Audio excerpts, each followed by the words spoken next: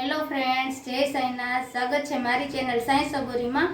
આજે આપણે બનાવશું ફરાળી બી બટેટા. તો ફ્રેન્ડ્સ, તેમાં આપણે જોશે મેં કાચા બટેટા સુધારીને નાના નાના ટુકડા કરી લીધા છે અને તેને 2 પાણીએ ધોઈ લીધા છે અને દાણાને પણ કાચા દાણા છે તેને ધોઈ લીધા છે આપણે 2-3 પાણીએ.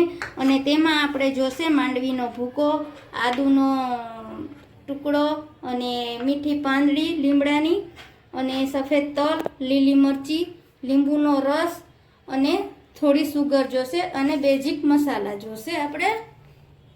તો ફ્રેન્ડ્સ, આપણું તેલ ગરમ થઈ ગયું છે. આમાં 2 કે 3 જ ચમચી તેલ લેવાનું છે, બહુ ઝાઝું તેલ લેવાનું નથી. તો તેમાં આપણે નાખશું આખું જીરું અને તલ અને લીલી મરચી,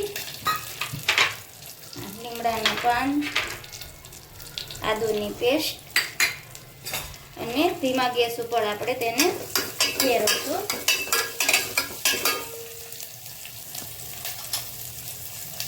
અને આપણે થોડી હળદર લેશું. હવે તેમાં બટેટા નાખી દેશું, માંડવીના દાણા નાખશું અને નિમક લેશું.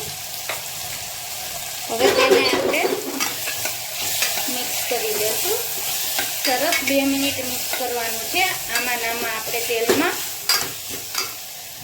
અને આપણે થોડું પાણી લેવાનું છે, આપણે 2-4 ચમચી પાણી. અને તમે તીખું ખાતા હો તો જરા પણ ચટણી નાખવાની છે. હવે આપણે ગેસ બંધ કરી દઈશું.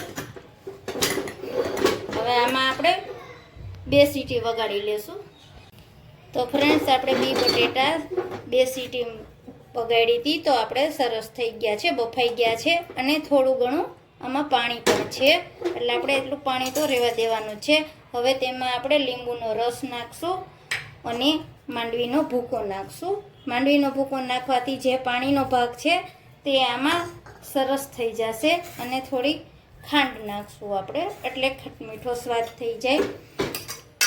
એટલે આ બધું સરસ મિક્સ થઈ જાય અને થોડોક ધીમે તાપે આપણે તેને ચડવા દેવાનું છે. આટલા પાણીનો ભાગ જરા તરા છે તે બળી જાય અને ભૂકો છે તે પણ આમાં સરસ મિક્સ થઈ જાય.